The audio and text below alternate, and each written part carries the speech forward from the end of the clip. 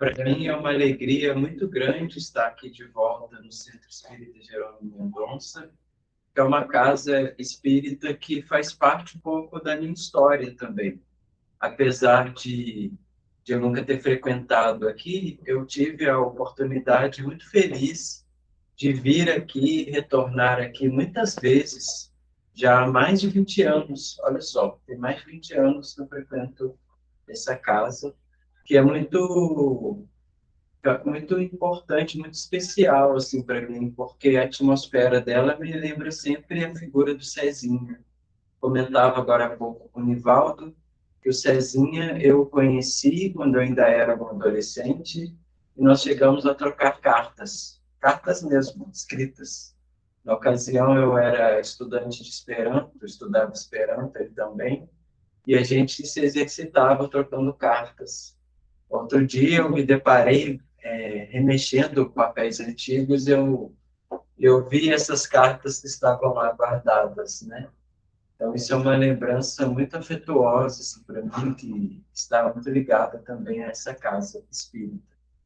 Sejam bem-vindos e bem-vindas todos que aqui estão presentes, os que estão à distância, né, virtualmente, aqui ligados a nós, os que estão assistindo nesse momento e os que assistirão no futuro, né? Já que isso aqui depois vai ser uma apresentação no YouTube, né? As tecnologias que vêm para poder permitir que a divulgação espírita se estenda no espaço, se estenda no tempo, né? Coisas que eram impensáveis há bem pouco tempo atrás. Hoje eu vou falar aqui, o tema que eu destaquei é um tema muito doutrinário, é o tema do progresso humano, o sentido do progresso humano. Mas antes de tocarmos diretamente nesse tema, eu gostaria de evocar uma passagem do Evangelho, que é uma passagem que é considerada uma das mais bonitas. Até mesmo não cristãos reconhecem a sabedoria dessa passagem. O Mahatma Gandhi, por exemplo, que não era um cristão, ele disse que se perdessem todos os livros da humanidade e restasse apenas o Sermão da Montanha, a humanidade teria salvação. Então, me refiro a esses capítulos do Evangelho de Mateus, entre os 5 e os 7, que narram o Sermão da Montanha. O Sermão da Montanha é uma cena, né, em que Jesus sobe no monte e ali, diante da natureza e das pessoas, ele anuncia as chamadas bem-aventuranças, que são promessas para a felicidade do homem, né? Bem-aventurados os mansos, bem-aventurados os misericordiosos, bem-aventurados os que têm sede de justiça, têm fome de justiça, os que choram, os aflitos, os pobres de espírito. É um conjunto de promessas de felicidade para as pessoas que estão na Terra, para nós, né? Nós estamos aqui encarnados, nós somos seres espirituais, mas nós vestimos, né, uma roupagem de carne e osso, e por isso nós sentimos dor, por isso nós passamos pelo sofrimento, por isso nós experienciamos situações difíceis na vida. Em suma, o que nós espíritas chamamos de provas e expiações. Jesus estava falando para nós no Sermão da Montanha. E numa das falas do Sermão da Montanha, Jesus diz o seguinte: sede vós perfeitos, como perfeito é o vosso Pai Celestial. Sede vós perfeitos, como perfeito é o vosso Pai Celestial.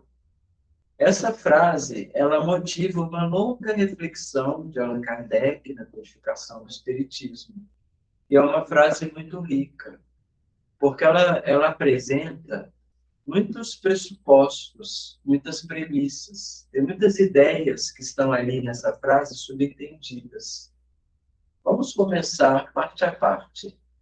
Quando Jesus fala sede perfeitos, essa forma verbal, né, do verbo ser, sede, é um imperativo. O imperativo é uma forma verbal que nos incita a uma ação, a uma atitude. Não é uma constatação passiva, não é uma constatação factual, mas é uma injunção, uma ordem, um convite. Sede perfeitos. Toda ordem, todo convite tem como consequência o quê? Uma consequente tomada de atitude. Então, essa frase de Jesus, dita assim de forma imperativa, é um convite à ação. Pressupõe o quê? Uma dinamicidade. Cabe a cada um de nós que ouvimos outrora, continuamos a ouvir ao longo das encarnações, estamos aqui novamente ouvindo essa frase de Jesus, tomarmos uma atitude, realizarmos um gesto, um ato, uma prática, né? Sede perfeitos. Mas, além disso, quando Jesus fala sede perfeitos, como é o vosso Pai Celestial, está aqui colocado para nós um modelo, não é verdade? Como é o Pai Celestial. O Pai Celestial, que no Evangelho, né, se associa ao Criador, a Deus, é como se fosse um horizonte, é como se fosse o ponto de chegada, o porto de chegada de um processo de movimento de cada um de nós. Nós nos movemos motivados por esse chamamento, né, sede perfeitos, e nós nos inspiramos e buscamos uma perfeição divina. Então, nosso processo de espiritualização é um processo de divinização. Não que nós vamos ser iguais a Deus, porque nós somos de natureza diferente de Deus. A natureza de Deus é divina. A nossa natureza é humana, é espiritual. Deus não é espírito, Deus é Deus. Nós somos espíritos. Mas mesmo como espíritos, nós fomos criados para nos aproximar das qualidades divinas. Então, quanto mais espiritualizados, mais próximos da divindade. Essa frase que eu recortei só como uma introdução para a nossa reflexão, resume todo um programa, que é um programa da evolução do espírito.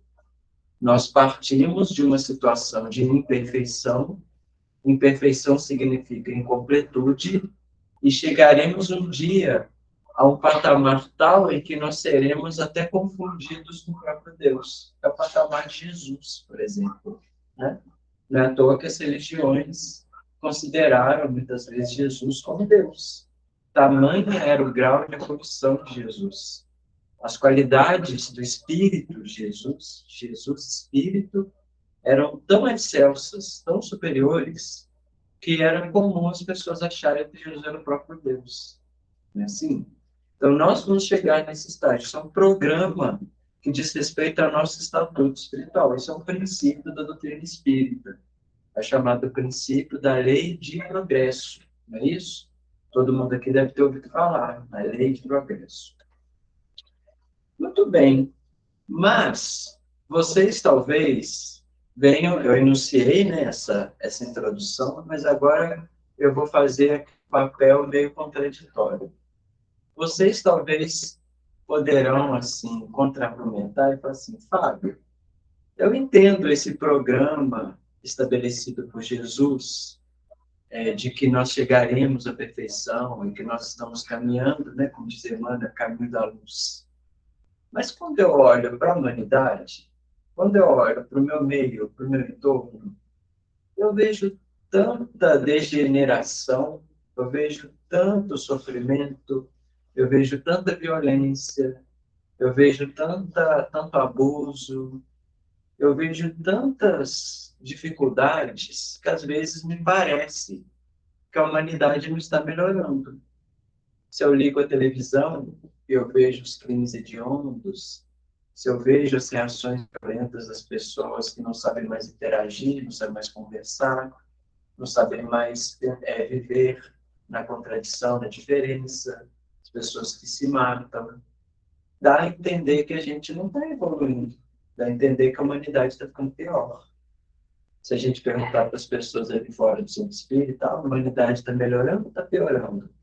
Muitos vão falar, sem dúvida, né? A humanidade está ficando cada vez pior.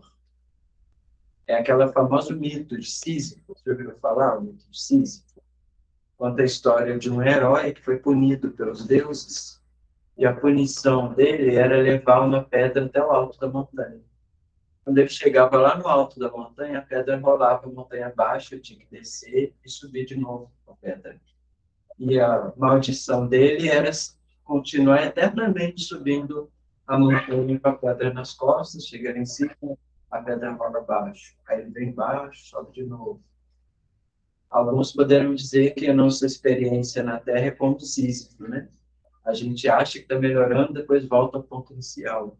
A gente acha que avançou isso e volta para trás. Isso aí é uma impressão que é comum a muitas pessoas, na verdade. Mas como que é essa ideia, que é uma ideia que não é evolutiva, que não é afinizada ao progresso, vai convergir com o princípio da nossa doutrina? Como que, apesar de tudo que está à nossa volta, que parece que a humanidade está piorando, então está no mesmo lugar, como isso convive com esse princípio tão bonito da lei de progresso, de que nós somos hoje melhores do que fomos antes e amanhã seremos melhores do que somos hoje? Como que isso converge? Como que a gente harmoniza essas duas ideias? Já pararam para pensar sobre isso? Vou tentar aqui trazer alguns argumentos. Em primeiro lugar, vocês devem conhecer o conceito de epifenômeno. Alguém aqui já ouviu falar em epifenômeno? O epifenômeno é um fenômeno aparente, mas que não é real. Então, eu vou dar um exemplo muito claro de epifenômeno. Quando a gente acorda de manhã e a gente vê onde o sol nasce, a gente vai identificar que o sol nasce de que lado? No leste, né? No nascente, no oriente. Ao meio-dia, o sol não está mais lá no leste, de um lado, sei lá, aqui eu não sei se é o leste, deve ser para lá, para trás, o sol nascer lá. Ao meio-dia, o sol está exatamente em cima, e a gente quase não tem sombra, né? Porque o sol incide diretamente, assim, na perpendicular sobre nós. O entardecer, o sol já se encontra do outro lado do firmamento. E aí a gente precisa olhar para o ocidente, para ver o sol. Bem-vindos. Se a gente olha o movimento do sol, a gente descreve um movimento, na é verdade. O sol nasce de um lado, caminha pelo céu e morre do outro lado. Os antigos, eles imaginavam que o movimento do sol era o movimento de um deus, era a carruagem de Apolo, que estava carregando o sol. Eles compreendiam o movimento do sol como se fosse o movimento de um deus. Mas isso, gente, é um epifenômeno, é um fenômeno aparente. Por que é um epifenômeno? Porque o sol não se move relativamente à Terra. É a Terra que se move relativamente ao Sol. A gente acha que o Sol se moveu, mas na verdade o Sol não se moveu. O Sol ficou em relação à Terra exatamente na mesma posição. A gente compreende o movimento do Sol como produto de uma ilusão. É uma ilusão que é muito real. A gente fala assim, o Sol nasce mesmo daquele lado e morre desse lado. Mas o Sol esteve em todo momento no mesmo lugar. A ideia de que a humanidade está piorando, a ideia de que os dias de hoje são piores, de que a humanidade está cada vez pior, é um epifenômeno. É um fenômeno aparente. Parece real, mas não é real. A gente fica impactado com as notícias ruins, a gente fica impactado com a violência, a gente fica impactado com o sofrimento, com a intolerância. Tudo isso é real. Isso não é um fenômeno, não.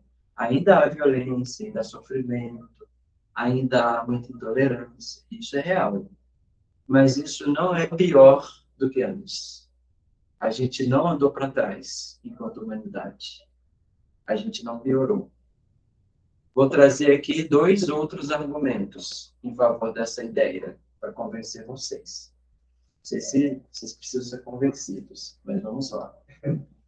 Meses atrás, exatamente no dia 12 de julho de 2022, não sei se vocês perceberam, mas houve uma notícia espetacular, que quase passou assim meio despercebido pela mídia, mas foi uma notícia revolucionária, que foram as fotografias do universo, do novo supertelescópio da NASA, chamado James Webb.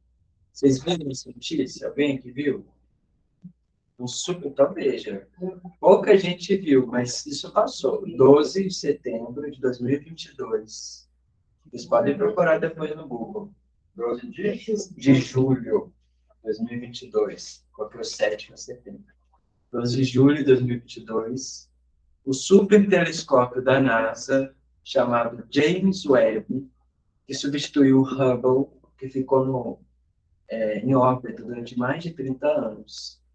Esse James Webb tem uma capacidade óptica sem precedentes e fotografou estágios da história do universo que jamais foram fotografados. São fotos magníficas, são fotos lindas, são 5 fotos. Vocês procuram.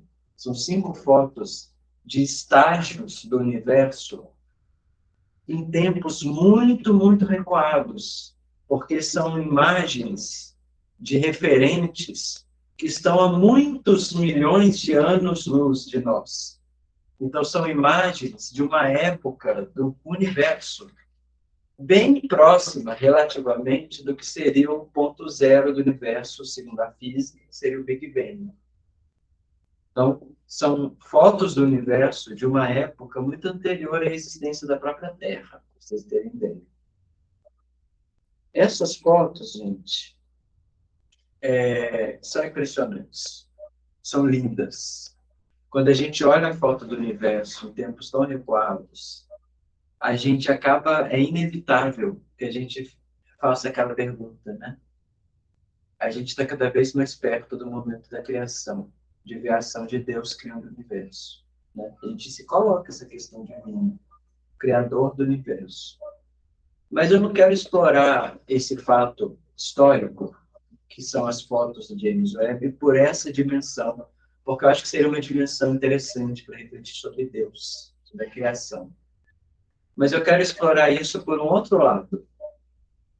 Como que nós, enquanto seres humanos, chegamos a produzir essas fotos? O que foi necessário para a humanidade atingir esse marco histórico de fotografar o universo? Quando a gente vê as notícias que falaram, que divulgaram esse evento, a gente vê, é a NASA, o James Webb, mas não é uma pessoa específica, porque não foi produto da ação de um ser humano. Não foi o gênio que construiu o telescópio e fotografou o universo.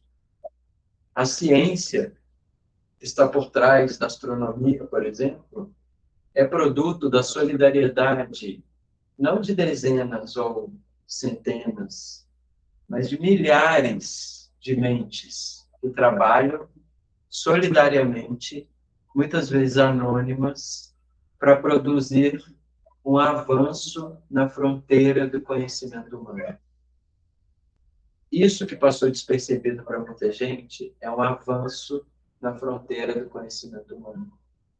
Nós conhecemos um pouco mais do que nós somos, do que é o universo e do nosso lugar no universo. Nós avançamos no conhecimento. E esse conhecimento não foi gratuito. Ele chegou como produto do esforço humano, do desenvolvimento intelectual humano, da solidariedade entre grupos de pesquisadores, da abnegação de pessoas que muitas vezes deram a própria vida para essas pesquisas, passaram de forma anônima, e assim a ciência avançou. Outro exemplo mais perto de nós, porque a astronomia, James Webb, NASA, pode parecer muito longe. Eu vejo aqui que muitos aqui estão usando máscaras, né? Essas máscaras, embora elas sejam recomendáveis hoje em dia, mas não mais obrigatórias, porque nós atingimos um estágio de avanço, né, do Covid, que nos permite, de controle, sobretudo, do Covid, que nos permite viver com mais normalidade. Essas máscaras nos lembram essa crise pela qual passou a humanidade nos últimos anos, 2020 para cá, a pandemia. Nenhum de nós aqui experimentou, do mais velho ao mais novo, nenhum de nós aqui experimentou uma pandemia antes dessa pandemia Covid, que mudou as nossas vidas. Mas se essa pandemia causou tanta dor, tanto sofrimento, tantas mortes, ela também causou um imenso avanço na humanidade. A gente produziu, durante a pandemia, uma vacina eficaz que salvou e está salvando vidas em tempo recorde. Nós nunca tínhamos produzido uma vacina tão rapidamente. Isso, o que é isso senão um produto do progresso humano? Se a gente recuar 100 anos atrás, quando houve a pandemia da gripe, assim chamada espanhola, né? Nós não tínhamos vacinas, porque a gente não tinha sequer inventado vacina. Conceito de vacina não existia. 100 anos atrás, as pessoas morriam de infecções, porque não existia antibiótico. 100 anos atrás, já existia medicina, mas ela era muito rudimentar. As pessoas não morriam de doenças banais. O que é isso se não avanço, o progresso humano? O que é isso se não o caminho que a humanidade vem fazendo? Aí vocês falam assim, não, Fábio, mas você está aqui chamando a atenção só para o progresso intelectual, o progresso científico. Mas e o progresso moral? E o progresso social? E o progresso nas relações entre as pessoas? Não está piorando? Aí eu vou ter que responder, não, também não está piorando. Tem um estudioso, não é espírita, tá, gente? É um cientista cognitivo americano chamado Steven Pinker. Ele escreveu um livro recentemente chamado O Novo Humanismo, em defesa da razão, da ciência e do humanismo. Quer dizer, o novo iluminismo, chama o livro dele. O novo iluminismo, defesa da razão, da ciência e do humanismo. Esse livro é um livro de 2018, é um livro que tem mais de 500 páginas, eu li recentemente. Nesse livro, Steven Pinker, que é um cientista, um estudioso, não é um religioso, não é um espírita, ele faz um estudo estatístico sobre diferentes temas. Então, ele pega temas sociais do tipo assim, taxa de homicídio, taxa de pena de morte, taxa de desmatamento, de destruição do meio ambiente, taxa de qualidade de vida, de longevidade, de educação, de mortalidade infantil, ou seja, diferentes indicadores que são sociais e que, no seu conjunto, refletem a qualidade do espírito na Terra, e ele mostra que nos últimos 250 anos, a humanidade como um todo melhorou em todos os indicadores. Vamos pegar, por exemplo, taxa de homicídio.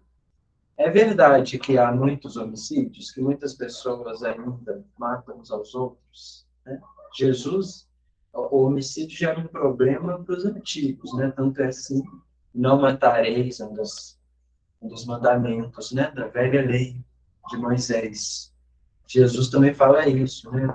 Não basta simplesmente não matar, mas também não mover o pensamento de raiva contra o outro. Então, isso Matar um indivíduo é uma chaga que resulta do egoísmo, que acompanha a humanidade desde tempos primeiros. Hoje estamos matando mais do que antes? Não. Parece que sim, mas não. O que acontece é que hoje nós somos mais sensíveis à morte. Hoje nós não admitimos a morte, ou pelo menos na parte das pessoas, não admite o homicídio. Antigamente, a maior parte das pessoas ou era indiferente ou admitia, achava que estava certo. Um dos exemplos mais gritantes disso é a chamada pena de morte. Nosso país não tem pena de morte, né? Ainda bem, porque nós espíritas sempre nos colocaremos contra a pena de morte, porque não cabe a nenhum espírito matar o outro. Nós seguimos a lei de Jesus e a lei de Moisés. Se a gente acompanha a história dos países que têm pena de morte, nesse livro do Steven Pinker, ele mostra, por exemplo, que nos últimos 20 anos, não é nem 250 anos, nos últimos 20 anos, caiu mais pela metade o número de países que têm a pena de morte como uma das possibilidades de justiça. O Brasil nunca teve. Quer dizer, o Brasil, desde a última Constituição, não tem, né? Já teve no passado. Mas mesmo um país onde a pena de morte ainda existe, como os Estados Unidos, lá ainda existe a pena de morte. Mas nos últimos anos, caiu abruptamente o número de pessoas condenadas à pena de morte. Por causa da insegurança, por causa da injustiça, por causa de erros da justiça. As pessoas não querem mais matar, em nome da lei, né? Pelo menos. Então, esse livro do Steven Pinker, O Novo Iluminismo, mostra com números que nós estamos evoluindo, nós estamos avançando, nós estamos melhorando. Agora, quando eu falo isso tudo, espero que agora tenha convencido vocês, quando eu falo isso tudo, significa que eu devo falar assim, então, gente, acabou o estudo, pode ir embora para casa, fiquem tranquilos que o progresso já vai acontecer, não precisa fazer nada. Não é isso, né? Não é uma historinha para a gente, que bom, o Fábio falou que está tudo evoluindo, está tudo melhorando, então eu não posso ficar com a consciência tranquila, não preciso fazer mais nada.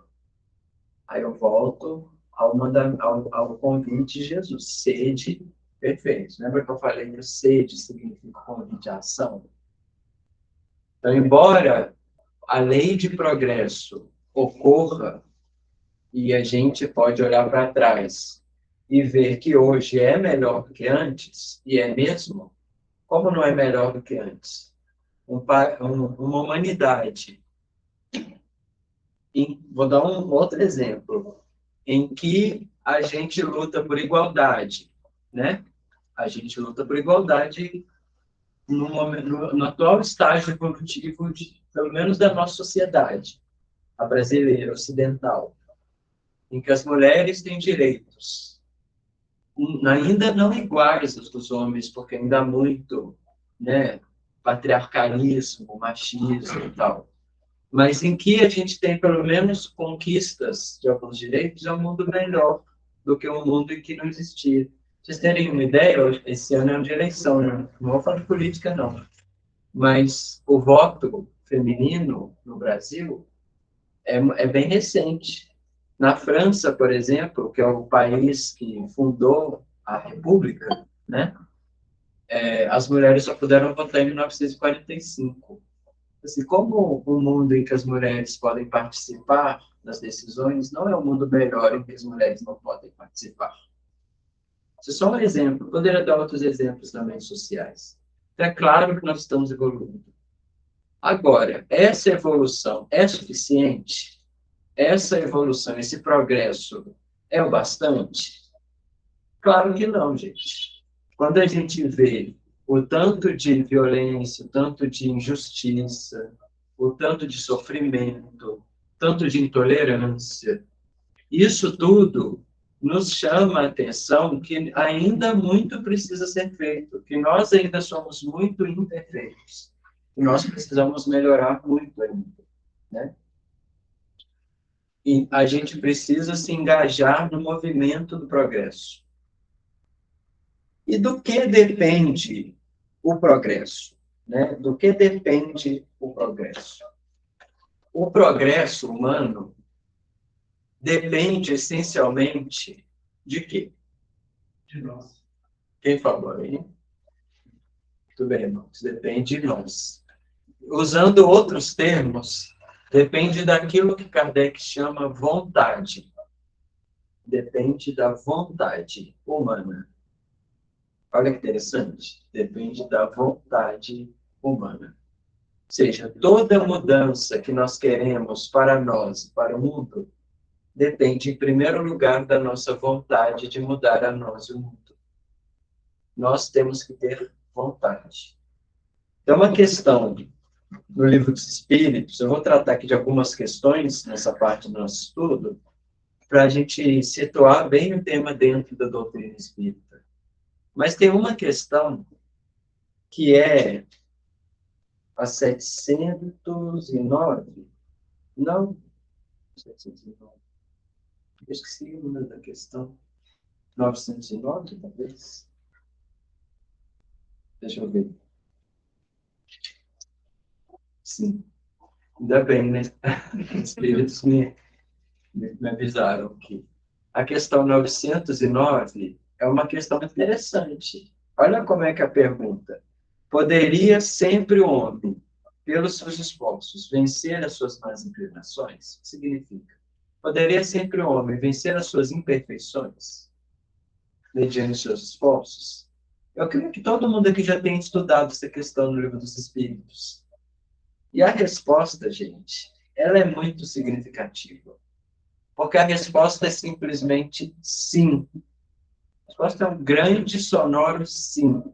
Ou seja, sempre o homem poderia, mediante os seus esforços, vencer as suas imperfeições. Não há prova que supere a nossa capacidade de avanço, de progresso.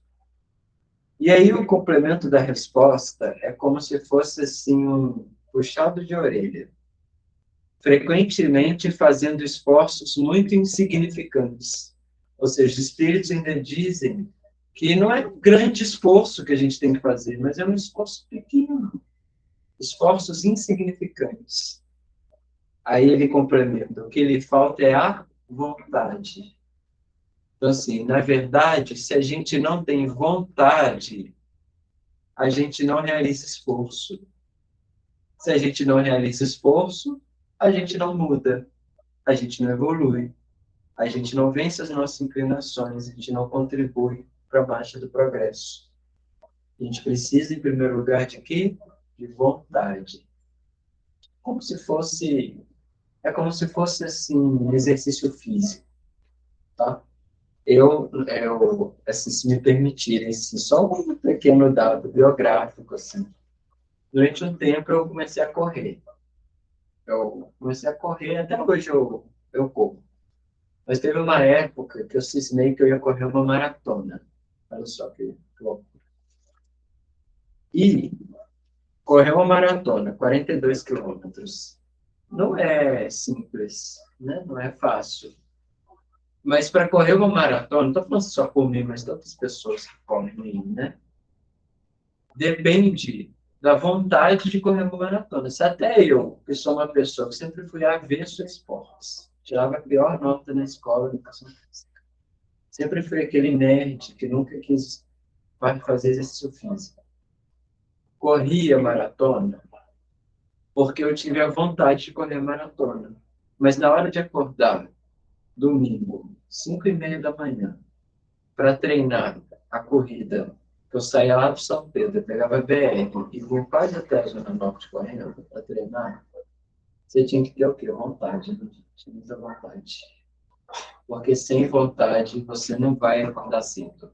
Isso vale para uma questão tão banal como a corrida, mas vale para muita coisa na vida. A gente precisa ter vontade de mudança, porque é ela que é o ponto de partida da nossa transformação. Porque sem a vontade, o que acontece? Sem a vontade, a gente apenas reage. Sem a vontade, a gente reage. Então, o que que é reagir? Reagir não é agir.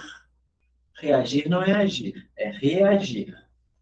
Quando eu reajo, eu apenas reproduzo aquilo a que eu já estou habituado. Então, se eu sou uma pessoa habituada a reações coléricas, se eu perco a paciência facilmente, se isso é um traço da minha personalidade, ou seja, ser uma pessoa impaciente, reagir com cólera, com raiva, de forma bastante forte, se isso é um traço da minha personalidade e eu não tenho vontade de mudá-lo, todas as vezes que eu estiver numa situação X, em que eu me sinto ou ameaçado, ou desagradado, com medo, eu vou reagir de que forma? Com aquilo que eu estou habituado, colericamente. Se eu sou uma pessoa que tem, por exemplo, um traço ligado a pouca perseverança, se eu desisto das coisas fáceis, eu encontro a primeira dificuldade e desisto dela, eu preciso ter vontade para mudar esse traço da minha personalidade. Mas se eu não tenho vontade, eu ligo automático. Então, na primeira dificuldade, na primeira prova que testar minha paciência, meu esforço, não sei o quê, que eu vou desistir, eu vou continuar desistindo ao longo da vida. Quando a gente reage, quando a gente leva a vida apenas reagindo, na verdade, nós estamos contando só com aquilo que nós já trazemos, seja de coisas boas, seja de coisas ruins. Só reagimos, nós não mudamos. É a vida no automático. Agora, para a gente sair da vida no automático e começar a agir, eu preciso me observar, para perceber em mim esse traço, por exemplo, ligado à cólera, ou ligado a pouca perseverança, ou ligado à impaciência, ou ligado ao ciúme, ou ligado ao sentimento à avidez, ou ligado ao materialismo. Isso aí são coisas com que todos nós ainda lidamos. Porque nós estamos aqui encarnados para lidar com isso. Mas a gente precisa se observar para saber qual é a qualidade da minha reação. Como que eu reajo? Essa reação minha precisa de vontade para que na próxima vez eu tente reagir com menos intensidade, não reagir, ou até mesmo, quem sabe, agir no sentido contrário. E assim a gente muda. A gente muda o nosso modo de ser. E a gente muda paulatinamente a nossa sociedade. A gente, nós espíritas, acreditamos na mudança da sociedade. Nós acreditamos na mudança social, na mudança da humanidade, na mudança do espírito encarnado. E essa mudança, ela parte de nós. Ninguém muda o outro. Não há mudança de fora para dentro. Não há transformação de fora para dentro. Como dizem os espíritos, um pequeno esforço que nós realizamos é o suficiente para a gente resistir às nossas más inclinações. Mas é um esforço nosso. Não é um esforço do outro. Eu não consigo evoluir o outro. Seria interessante, talvez, seria confortável. É uma ideia bastante sedutora, mas também é um epifenômeno. Não é um fenômeno real. Ninguém salva o outro. Nem Jesus nos salva. Então, Jesus, ele nos indica o caminho. A mensagem de Jesus pode nos salvar? Pode. Mas o que vai nos salvar é a nossa adesão à mensagem de Jesus. Nós espíritas não acreditamos no milagre. Nós espíritos acreditamos que nós, cada um de nós, é o autor do seu próprio progresso.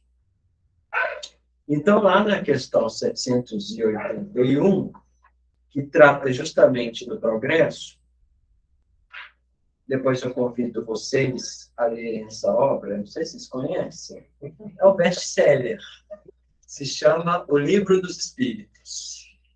É uma obra magnífica, é uma obra, assim, perguntas e respostas, vale muito a pena ler. É realmente um best-seller. Traduzido em não sei quantas línguas, tem mais de uma edição em português.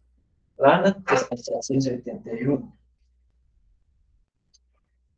os espíritos falam assim, quer dizer, Kardec pergunta o seguinte, os espíritos,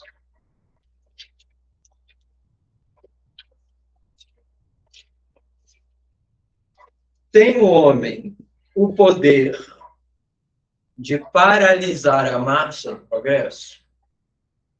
Então, eu acabei de falar como que o progresso depende da nossa vontade. Mas nós podemos parar o progresso? E a resposta, vi algumas pessoas aqui, né, respondendo com a cabeça, é não. Não. Mas, tem sempre o mais, né? Tem, às vezes, o poder de embaraçá-la. Então, o homem pode embaraçar o progresso. Aí, então, a questão A. Kardec fala assim, o que se deve pensar dos que tentam deter a marcha do progresso? Fazer com que a humanidade retrograde. Aí os espíritos respondem, pobres seres, serão levados de roldão pela torrente que procuram deter. Então vamos analisar com calma essas respostas. O progresso, ele é uma lei, vai acontecer. Mas o homem pode atrapalhar o progresso? Pode impedir que o progresso aconteça? Não. A flecha do progresso humano é muito clara, gente. A gente está indo no sentido do progresso, não do regresso. A gente está indo no sentido do futuro, não do passado. Atenção, hein? Tem no sentido da humanidade, como vai dizer lá André Luiz no livro Céu e Inferno.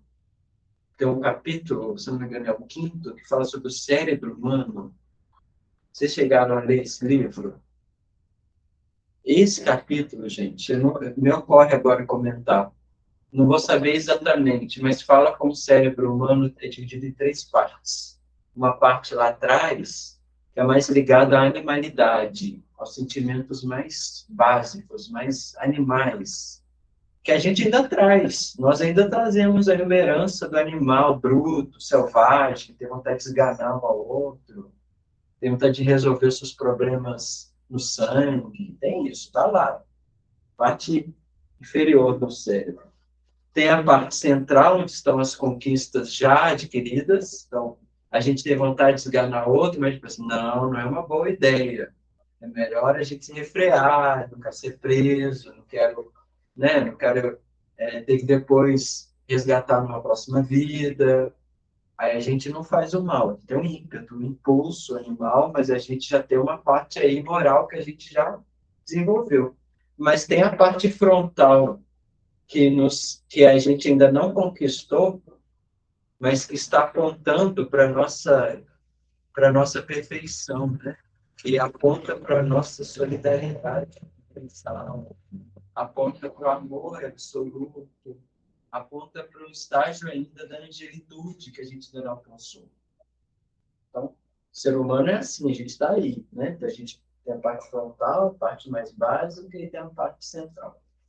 Mas por que eu estou falando isso? Porque a nossa potencialidade é o progresso, é o futuro, é a fraternidade universal, é, é a gente se compreender como irmãos, é a gente superar o materialismo, é a gente ter consciência ecológica do planeta, entender que a Terra é a nossa casa, entender que a gente não pode fazer mal nem aos animais. Isso é o futuro da humanidade, a gente está evoluindo nesse sentido. É o sentido da equanimidade, do respeito, da tolerância, de aceitar a diferença. É para aí que o Deus está indo, gente. Não se engane. Agora, existem aqueles que querem atrapalhar, embaçar, aqueles que querem achar que o passado é melhor, aí pega lá a Bíblia e fala assim, mas lá na Bíblia está falando que a mulher tem que ser submissa ao homem. Ah, mas na Bíblia também fala de incesto, a Bíblia também, Velho Testamento, né? Também fala de matar as pessoas. A gente tem que saber ler a Bíblia, a gente tem que saber ler de forma crítica a Bíblia. A gente tem que saber ler com atenção a mensagem espiritual da Bíblia.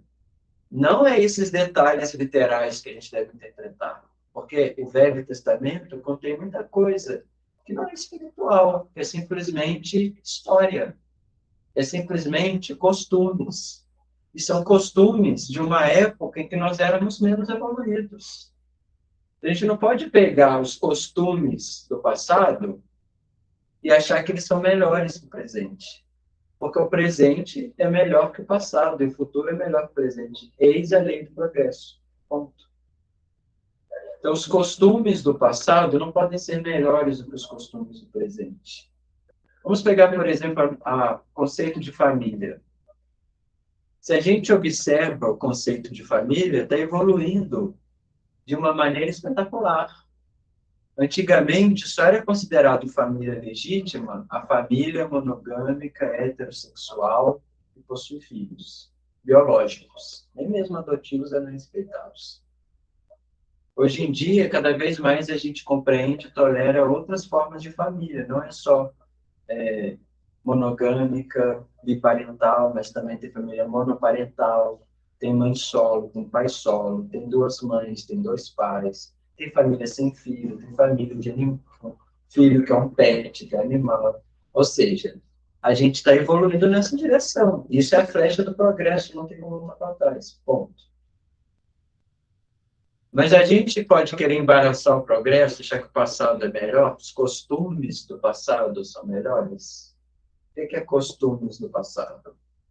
Uma palavra latina, mos maiorum, que dá o termo moral, no sentido negativo do termo.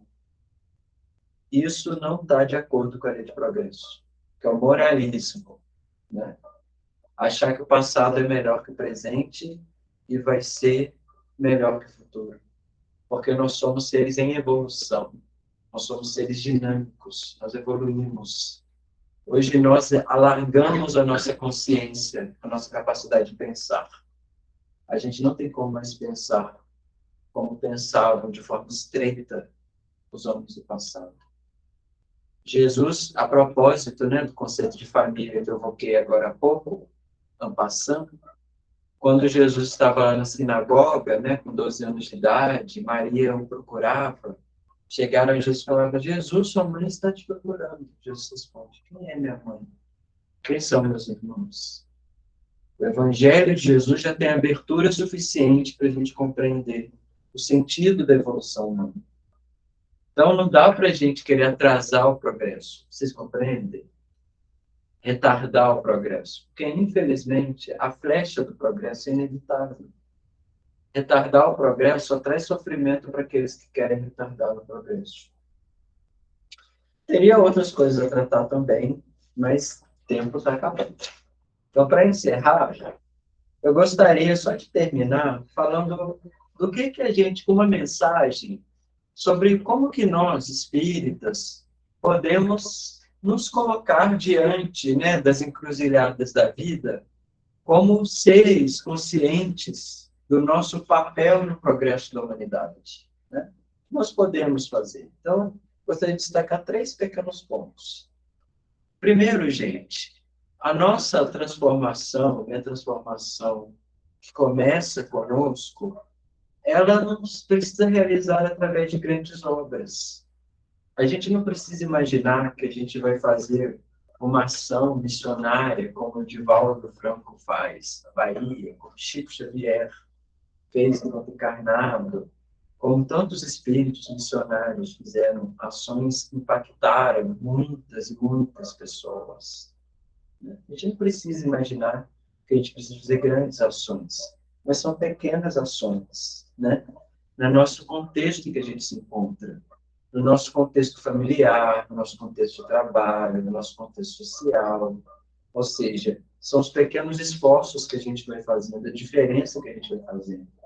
No nosso modo de falar, na nossa opinião. André Luiz tinha uma frase na Agenda Cristã, Eu adorava, cara, assim, reconhece o cristão pela opinião que ele dá sobre o mundo. Imagina a questão. Ou seja, como que eu me coloco, como que eu opino, qual é a qualidade da minha opinião sobre o mundo? É uma qualidade que caminha no sentido da caridade? Essa que é a pergunta que eu tenho que fazer. A minha opinião é mais caridosa ou é menos caridosa? Ela é mais de amor ao próximo ou ela é de menos de amor ao próximo? É isso que tem que pensar. É isso que eu creio. Poucas coisas. Nosso modo de se colocar, nossa relação familiar, nossa relação com os amigos. É assim. Segundo ponto, gente, é a questão do tempo, que é central, né? Que não é só o tempo cronológico, gente. Não é o tempo que a gente conta anos, meses, dias, horas. Que às vezes a gente colocar no relógio, nossa, eu perdi tanto tempo. Mas não é o tempo cronos, é o tempo kairos. Tempo kairos é o tempo oportuno, é o momento. Naquele momento onde você está, o que cabe você fazer naquela hora? Esse momento kairos, os budistas exploram muito isso, é a conexão consigo mesmo, é a atenção, é estar presente. Então, você estar presente em todo lugar em que você se encontra. Naquele momento, ser pleno e agir de forma plena. Isso é uma boa dica para a nossa transformação. Porque muitas vezes a gente está no lugar, mas está ausente daquele lugar. A gente não está ali. A gente está pensando amanhã, ou então está pensando ontem. A nossa mente, a nossa atenção não está naquele momento. Então, colocar a nossa atenção no presente, para a gente aproveitar um momento. Um momento. Esse é o segundo ponto. E o terceiro e último ponto, gente, que eu não poderia deixar de dizer, é ouvir os espíritos. Os espíritos falam conosco. Ah, mas Fábio, eu não sou médium. Eu não ouço os espíritos. Ah, Fábio, eu tenho medo dos espíritos. Tem muito espírita que morre de medo de espírito. É verdade. Mas eu não estou falando só da mediunidade. Não estou falando só da audiência, da vidência mediúnica. Eu estou falando da sensibilidade. Todos nós somos sensíveis aos espíritos. Todos aqui colhemos muitos espíritos. Mas como que eu ouço os espíritos? Eu ouço os espíritos quando eu quero ouvi-los. Vem também à vontade. Se eu não quero abrir para ouvir os espíritos não vão perder o tempo deles para ficar falando com a gente. Meu ouvido vai estar sintonizado, talvez, com outros companheiros espirituais, que têm outras preocupações. Então, se eu quero ouvir os bons espíritos, eu preciso me preocupar em ouvi-los. Mas você mas é tão difícil. Mas nós temos um instrumento muito eficaz. Qual que é esse instrumento? Oração. Oração, prece. Exatamente. É a prece. Então, quando a gente se coloca em prece, a gente precisa ter o esforço consciente para realizar a prece. A gente está abrindo os nossos caminhos e os espíritos nos ajudam, nos esclarecem. Eles nos dão uma resposta. Às vezes a gente não registra essa resposta de forma consciente, mas aquela tranquilidade que a gente sente depois da prece, logo depois a gente encontra o caminho para o problema que a gente está encontrando. Então é a prece, fazer prece, gente. Vou falar mais uma pérola do dia de hoje. E o Romix vai ficar no YouTube, né? Prece é igual escovar dente. A gente não vai escovar o dente naturalmente, não é verdade? Mas a gente não tem que ir lá parar um tempinho. É chato escovar dente. Não é uma coisa assim. Nossa, não conheço outra coisa assim, que bom, adoro escovar dente. Não é. Mas a prece também requer um pouco da nossa disciplina. A gente precisa dedicar um tempinho para ela. É claro que o que vem com a disciplina depois se torna natural. Eu mando que diz isso. Depois de um certo tempo, não somente a prece é natural, a gente se mantém em prece, quando é uma experiência muitíssimo agradável, né? Mas no nosso estágio, em que a gente muitas vezes fica sintonizado com coisas básicas, coisas mais materiais, é igual escova pente. Então a gente precisa deixar um tempinho para orar para os espíritos, o nosso guia, porque eles nos ajudam. E assim a gente vai encontrando o nosso caminho na vida, a gente vai se tornando pessoas melhores. E assim a gente vai sendo mais feliz, porque a gente vai caminhando mais no sentido de Deus, da luz, né? Nós nos tornamos mais espíritos, porque nós nos tornamos mais humanos. A gente sai da desumanidade para chegar na humanidade, em que nós somos somente espíritos. Então, a total humanidade é a total espiritualidade, é a espiritualização. Kardec fala, espírito puro. É esse o nosso destino. Deus ilumine cada um de vocês, todos tenham uma ótima semana. Muito obrigado pelo carinho e pela atenção. Boa noite.